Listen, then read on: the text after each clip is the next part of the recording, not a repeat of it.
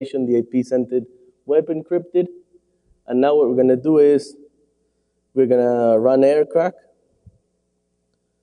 and force it to detect the network as a web network. And what we did is that we patched it so when it did this, it completely disregards any TKIP frames so that the cryptanalysis works okay. So now it's going to start cracking. It's going to fail because it hasn't still captured enough traffic. And then we run it again. And in the meantime, it captured enough traffic to crack the web key. So there you have the web key. So basically, in the hardest scenario possible where you don't have any web stations, you can still crack the web key. Now what we're going to do is, since we looked at this and we said, okay, now we see that an AP running in this mode offers no additional security to an AP running only web. So what we started to do was to see if there was any other security features that Cisco offered in order to improve the security of this WPA migration mode. And what we found is an option called broadcast key rotation, which basically what they say is that in WPA migration mode, this feature significantly improves the security when there are no static web clients. Meaning our scenario, we only have WPA stations. So what we started to do was look to see what this broadcast key rotation did. And it basically, in the documentation, it says that what it does is that when there are no longer any web stations using the static web stations using the network, it generates a new broadcast key dynamically and sends it out to all the web stations, so to that instead of using the statically configured web key, you're using a new random key. And in order to configure this in a Cisco AP, you have to use the broadcast key change command. You specify the number of seconds that the key rotates, and you have to specify this mode capability change.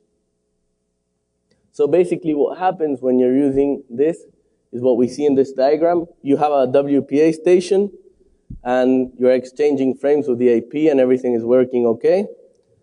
And then the AP chooses a new broadcast key and informs the station of this fact by performing an a.k.a. frame exchange. And now all of the WPA stations have a new broadcast key set, which is the random and was picked by the AP. So then normal communications keep on going. And after a certain period of time, the key interval dies out. So you have to rotate the key. And a new key is chosen by the AP and sent to all WPA stations so that they can decrypt the broadcast traffic using this new key. And what happens when a web station joins is that it triggers an a.k.a. frame exchange, but going back to the previous statically configured key so that everybody can use the same key and decrypt the traffic, as there's no way of having that informing that station of the random key.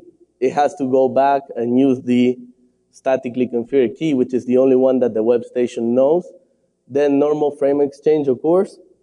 And after a while, when that station leaves, when the web station leaves, the IP is once again free to choose a random key and inform that to all the WPA stations.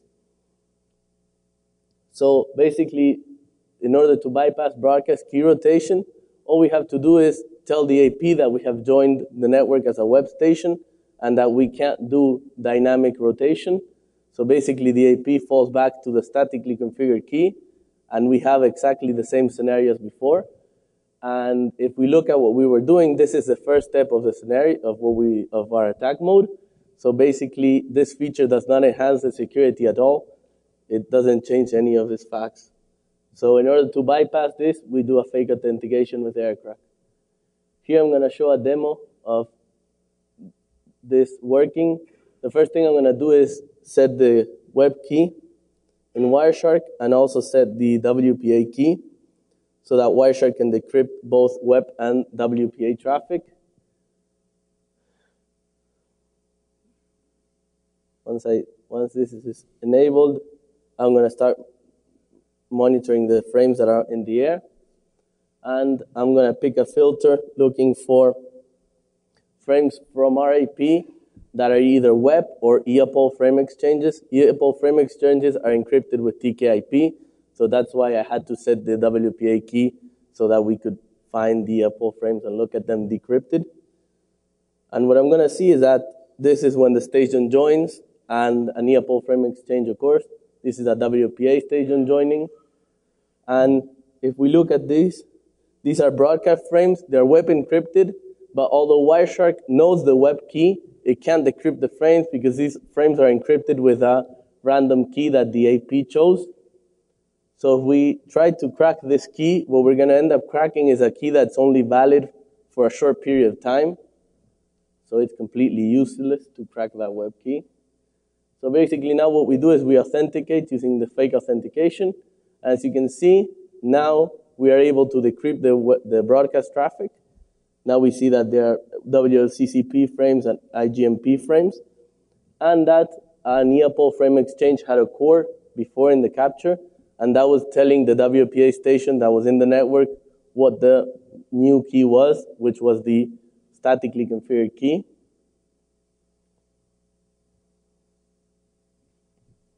These are just analyzing the frames. So basically what I'm going to do now is deauthenticate myself. So now I have deauthenticated, and the AP will once again perform an EAPOL frame exchange with the access, with the WPA station, and once again broadcast traffic. We're not able to decrypt it even though it has WEP because it chose a new dynamic key. But this is how it works, but it's trivial to bypass because I can just fake being on WEP station, and this feature gets magically disabled. So we said, okay, let's see if we can find another scenario, different ways to mitigate our attacks.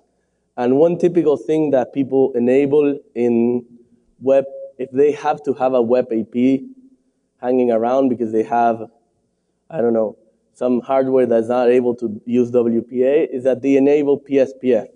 What PSPF does is that it is not allowed station-to-station traffic. Basically, on the diagram on the left, you have two stations. They can talk to each other because no PSPF is enabled.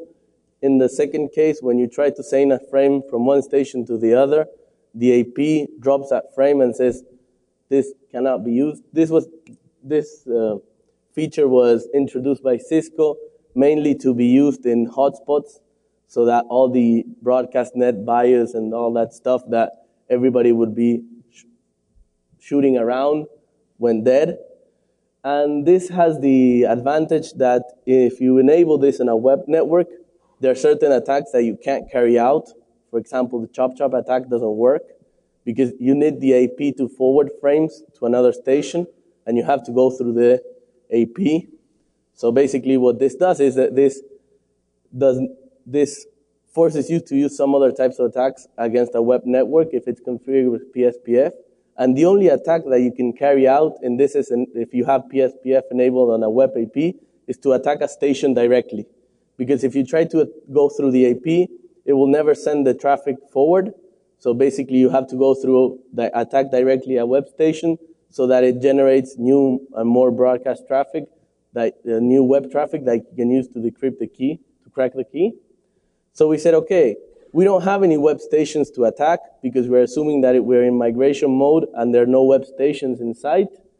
So this might be a security feature that does enable us to thwart our attacks in migration mode. Basically, what you see below is how to configure this in a Cisco IP.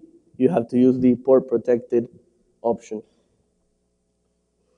So we started thinking, okay, how are we going to manage to crack the web key under this scenario where we don't have any web stations, so we can't attack them. We have PSPF enabled, so the AP won't forward our traffic. So we started to look what the station did once we joined the network, what happened. And what we noticed is that each time that a station joined the network, in particular a web station, but the same happens for WPA stations, Cisco IP starts throwing around a lot of broadcast packets, which are web encrypted because they're broadcast. And if we decrypt them, we see that these are IGMP packets and WLCCP packets. WLCCP packets are Cisco's wireless LAN context control protocol, which is a protocol that Cisco uses to coordinate the APs, the access points. So each time the station connects, either a web station or a WPA station, Cisco starts sending out these frames by default. And the interesting thing is that WLCCP frames have a lot of the packet. You know it beforehand. As you can see, they're all fixed values. And the only thing that changes between them for this type of WLCCP frames is this destination and source MAC address, that even though it's encrypted inside the frame, we also have it in the header, the 802.11 header of the packet, which is plain text, so we can see it. So basically, we can know the plain text of the packet without having to decrypt it. So this gives us certain possibilities for cryptanalysis. So what we did was we came up with this attack that what we do is we authenticate as a web station without having to have any knowledge of the key, and we continuously send reassociation requests to the Cisco AP. And what the Cisco AP does is continuously send WLCCP packets back to us, which are web encrypted. So we then capture these frames, and using these frames, we crack the web key. The problem that this has is that Aircrack does not know how to do cryptanalysis on WLCCP frames. You only have to go back to the FMS mode, attack mode, and the FMS attack mode requires over 500,000 packets in the best case, and normally it takes up to 2 million frames for it to succeed. And the problem was that this attack was very, very slow, so capturing 2 million frames would be impossible. So what we did is we patched Aircrack so that the PTW attack, which is this attack that came out in 2007, which does a different type of cryptanalysis on web, and is able to crack the web key using a mode with a good chance with 80,000 packets, which is a lot lower. So we added to Aircrack the logic to find WLCCP packets based on their size, and because since they're web encapsulated, one of the few parameters we have are their size. And we added to the Aircrack the possibility of doing the cryptanalysis on these packets. As I said, the first bytes are fixed of these packets, so we know them beforehand. So we added this information to Aircrack so that the cryptanalysis could succeed here. And the only thing that was unknown was that we have certain bytes inside the frame that are the MAC address of the sender, but we can take that information from the header, so we know it, even though it's something different from frame to frame. We know it because we have it in the 802.11 header, which is plain text. So we added this to Aircrack so that we could perform this attack. So here we're going to run the attack. We're just capturing traffic from the AP. Here we have Kismet once more showing the AP. Nothing new under the sun here. Then we set the same filter as before to capture all web traffic. If we apply this filter, we're going to see the same as we did before. Now we start capturing with air dump all the traffic for the BSSID, and we perform this fake authentication. And this -Q option is something that we added to Aircrack so that it would flood the AP with reassociation requests. And if we go back to the capture, you can see that the AP is sending frames all the time, which are web encrypted. They're being sent by the AP. That's why it has the from DS bit set. And the source address is that of the wired side of the AP, the wired MAC address of the AP. And it's a web frame. And if we set as before the web key, what we're going to see is that they're all WLCCP frames. We have the web key set. We enable decryption. And now you see that they're all WLCCP frames. Now what we're going to do is, okay, same as before. They're the same frames. Now it just them decrypted.